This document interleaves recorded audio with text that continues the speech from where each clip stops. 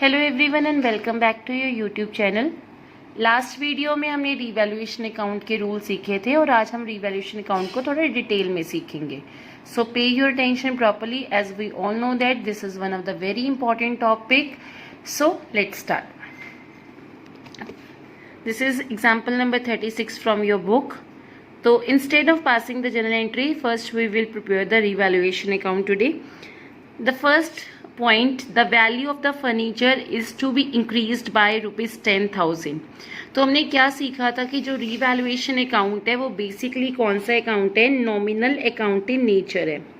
Bye nominal account what does we mean कि अगर कोई भी आपको लॉस होता है वो लॉस आपने डेबिट साइड पे एंटर करना है। और लॉस आपको कब होता है, जब भी आपके एसेट डिक्रीज करते हैं या लाइबिलिटी इंक्रीज करती है तब आपको लॉस होता है और लॉसेस को आप रीवैल्यूएशन अकाउंट की डेबिट साइड पे पुट करते हो। और जब भी आपको गेन होगा, गेन कब होता है, जब आपके एसेट्स इंक्रीज करते हैं या लाइबिलिटी डिक्रीज करती है, that is the situation of gain. और गेन आपका किस साइड पे एंटर करते हैं, क्रेडिट साइड पे एंटर करते हैं।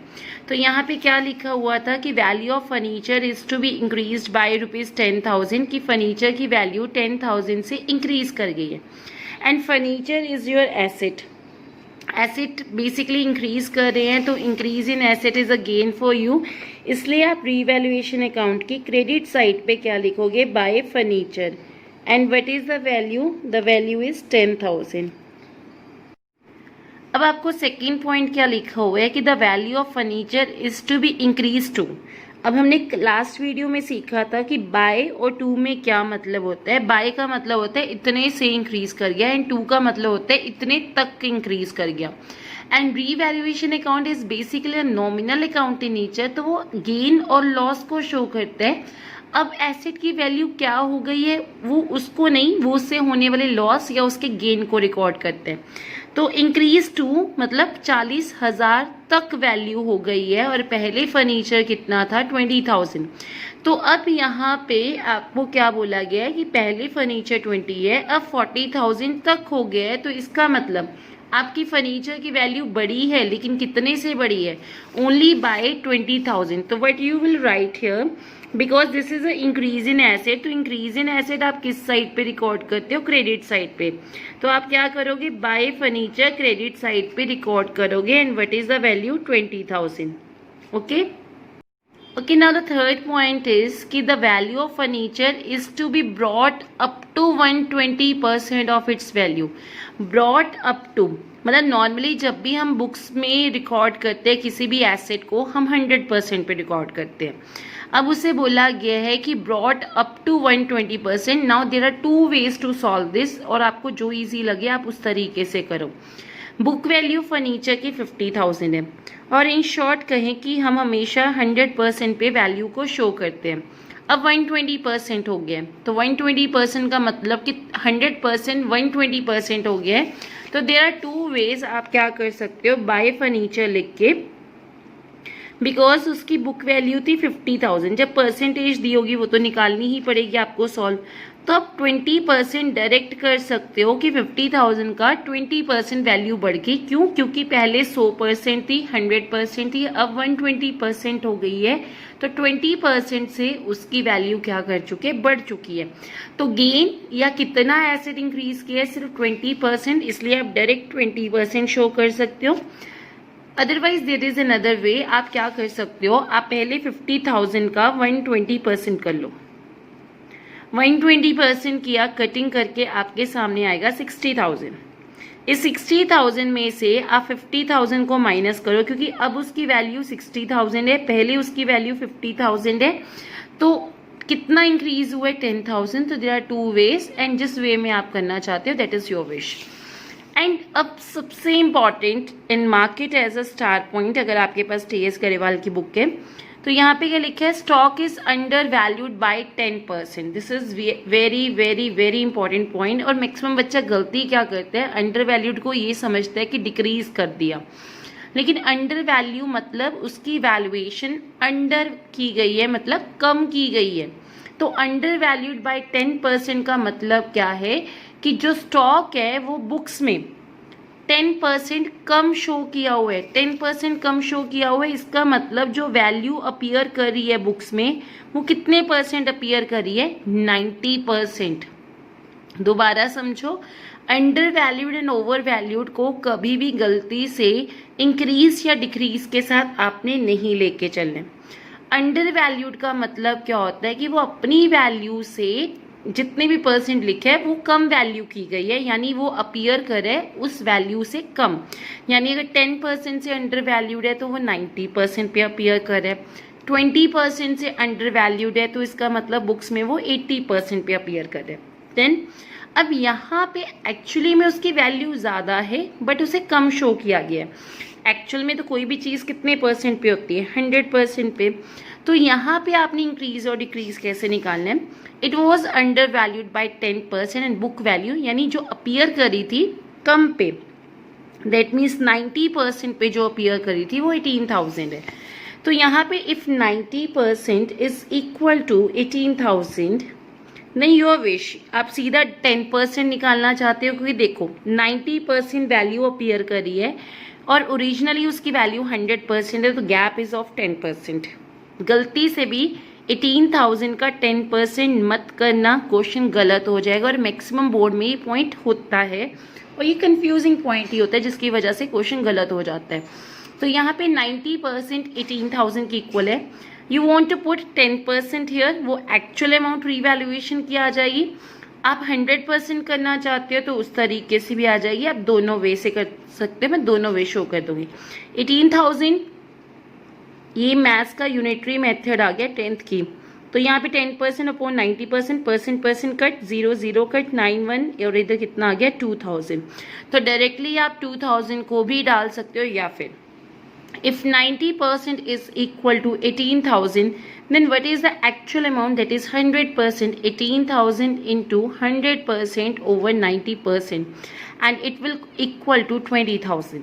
तो 18,000 शो हो रहा था, 20,000 उसकी वैल्यू है एक्चुअल में, तो 2,000 से आपको एसेट को इंक्रीज करना पड़ेगा।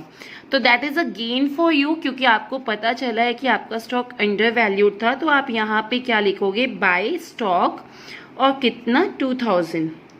यू हैव 2 वेज और आप किसी भी वे से कर सकते हो। अब नेक्स्ट पॉइंट क्या लिखे? Stock is over valued bye 10%। Over valued, over valued का मतलब है कि एक्चुअल में उसकी वैल्यू जितनी है उससे ज़्यादा शो किया गया है, यानी आपको इतना एसेट नहीं है, आपने जानबूझ के वैल्यू बढ़ाई हुई है। तो एक्चुअली में आपके एसेट्स की वैल्यू को अब क्या रिक्वायरमेंट है? कम करना है। तो it is over valued bye 10%, यानी ये जो बुक में अपीयर कर रही है वैल्यू वो 110% के इक्वल है। तो यहाँ पे if 110% is equal to 22,000, because यहाँ पे 22,000 लिखा हुआ है। If 110% is equal to 22,000, then 100% लिख सकते हो या 10% लिख सकते हो, your wish. 22,000 into 100 over 110, percent cut, and अगर आप कैलकुलेशन करोगे यहाँ पे आपका 20,000 आएगा। 22,000 वैल्यू अपीयर कर रही है, बट रियल लाइफ में उसकी वैल्यू एक्चुअल में कितनी है? 20,000 है। तो आपको एसेट को डिक्रीज करना पड़ेगा, और कितने से डिक्रीज करना पड़ेगा? आपको 2,000 से। To stock 2,000। देन अब यहाँ पे नेक्स्ट क्या लिखा है? Market value of the computer is 25,000। अब मार्केट में आपकी कंप्यूटर की वैल्यू 25,000 है, जबकि बुक वैल्यू कंप्यूटर की कितनी शो हो रही है? 20,000। आपकी बुक्स में 20,000 का एसेट है और मार्केट में उसकी वैल्यू 25,000 है। तो देखा जाए आपके एसेट इंक्रीज कर गए हैं, और increase in asset recorded on the credit side of the revaluation account, ये रूल लिख लिया करो। तो बाय कंप्यूटर आप कितना मेंशन कर दोगे? 5,000। Done. Next, machinery is taken bye x. एक पार्टनर है या कोई आउटसाइडर है, वैसे पार्टनर है क्योंकि यहाँ पे एक्स वाई की बुक्स लिखी हुई है। तो यहाँ पे machinery is taken bye x for 80,000 और बुक वैल्यू मशीनरी की 60,000 थी, यानी एक मशीन 60,000 की आपकी बुक्स में अपीयर करी थी, बट वो मशीनरी एक्स कितने पे ले गया? 80,000 पे। अब देखने से पता लगता है वो ज़्यादा पे ले गया, तो एसेट आपको तो फायदा हुआ है ना। और गेन किस साइड पे रिकॉर्ड करते हैं? क्रेडिट साइड पे। तो बाय मशीनरी कितने में इंक्रीज हो गया? मशीनरी की वैल्यू 20,000। देन जितना इंक्रीज या डिक्रीज हुआ है उसे रिकॉर्ड करना है। नाउ ये भी बच्चे ना काफ़ी इसको ट्रिकी बना लेते, बट इतना ट्रिकी है नहीं, बहुत इजी पॉइंट है। 1/3 of the machinery is taken by Y for 30,000 and balance is revalued at 57,600। Yes, revaluation में बहुत ईजी है डालना, लेकिन कई बच्चे क्या कहते हैं 1/3 कर लेते हैं, इधर 2/3 कर लेते हैं, that is also way, but इतना ट्रिकी करने की जरूरत नहीं है। 30,000 का वाई ले गया, यानी एक मशीनरी है जिसको वाई लेके जा रहे हैं तो 30,000 में लेके जा रहे हैं, और बैलेंस को आप जब रीवैल्यू कर रहे हो तो 57,600 का रीवैल्यू कर रहे हो। तो देखा जाए तो आपका तो एसेट 87,600 का हो गया ना। 30,000 का वाई ले गया, 57,600 का बैलेंस अपीयर करे, तो टोटल वैल्यू तो 87,600 न्यू वैल्यू है, लेकिन वो बुक में अपीयर कर रहा है 72,000 पे। तो यहाँ से सीधा कंपैरिजन कर लो, क्यों 1/3 2/3 करके अपना कंफ्यूजन करना है क्रिएट। तो यहाँ पे कितना आ गया 15,600। तो 15,600 से आपकी वैल्यू क्या कर चुकी है, एसेट की इंक्रीज कर चुकी है। तो बाय मशीनरी आप कितनी मेंशन कर लोगे, दैट इज 15,600। अब next point, out of the amount of insurance premium which was debited to the profit and loss account, यानी एक चीज जिसे आपने एक्सपेंस माना है, it was carried forward to the next year. और आपको पता है जब आप नेक्स्ट ईयर में कोई चीज लेके जाते हो, 1 ईयर से ज्यादा टाइम हो गया, तो दैट इज योर एसेट। तो आपका ये जो इंश्योरेंस प्रीमियम है वो नेक्स्ट ईयर का बन चुका है, तो that is a prepaid insurance, और prepaid insurance is your asset. तो एक तरह से आपके एसेट्स का बैलेंस इंक्रीज कर चुके हैं, इसलिए आप उसे क्रेडिट साइड पे पुट करोगे, and what is the value, that is 5,000। Okay, next, expenses on revaluation to ₹5,000 paid by X. आपको तो एक्स को रिफंड करना ही पड़ेगा। तो इस तरीके से देखा जाए तो आपका कैश का बैलेंस या फिर आपकी लाइबिलिटीज जो आपको एक्स को देनी है वो बढ़ चुकी है। या तो आप इस पॉइंट से समझ लो कि पे किया है तो आपका कैश गया, या फिर आपने एक्स आपके बिहाफ पे कोई पे करा है, आपने लेटर ऑन तो उसे रीइंबर्स यानी वापस तो करने हैं। तो यहाँ पे आपने एक्स को पैसे देने हैं, तो एक तरह से आपके एसेट्स कम हो चुके हैं या लाइबिलिटीज बढ़ चुकी है, तो आप उन एक्सपेंसेस को रीवैल्यूएशन की डेबिट साइड पे पुट कर लोगे। रीजन क्या है यहाँ पे, एसेट डिक्रीज करना या लाइबिलिटीज का इंक्रीज करना। Okay, last entry, a debtor whose dues of ₹14,000 was return of as bad last year. एक ऐसे डेटर्स जिसको आप बैड डेट डिक्लेयर कर चुके हो, लॉस डिक्लेयर कर चुके हो, वो आपको 10,000 दे गया। तो आपको क्या हो गया, फायदा हो गया, गेन हो गया। और गेन को तो रीवैल्यूएशन अकाउंट में ही रिकॉर्ड करना होता है, और किस साइड पे, क्रेडिट साइड पे। तो बैड डेट रिकवर आपके हो चुके हैं, और bad debt recovered will be put on the credit side of the revaluation account. कितनी वैल्यू है आपकी, 10,000। I hope you are able to understand, because ये नॉर्मल रीवैल्यूएशन अकाउंट की अलग अलग एंट्रीज से क्वेश्चन नहीं था। अदरवाइज हम इसकी बैलेंसिंग करते, credit side debit side individually हम प्लस करते, माइनस करते, जहां बैलेंस बचता, जितना गेन या लॉस आता हम पार्टनर्स में डिस्ट्रीब्यूट करते। बट क्योंकि ये नॉर्मली आपको स्टेटमेंट्स कैसे पुट ऑन करनी है रीवैल्यूएशन अकाउंट में वो सिखाई गई है, और यहाँ पे लिखा भी हुआ है कि गेन आपने नहीं कैलकुलेट करने की जरूरत है, तो अभी हम नहीं करेंगे। And I hope you are able to understand. If you are facing any doubt, you can ask in the comment box.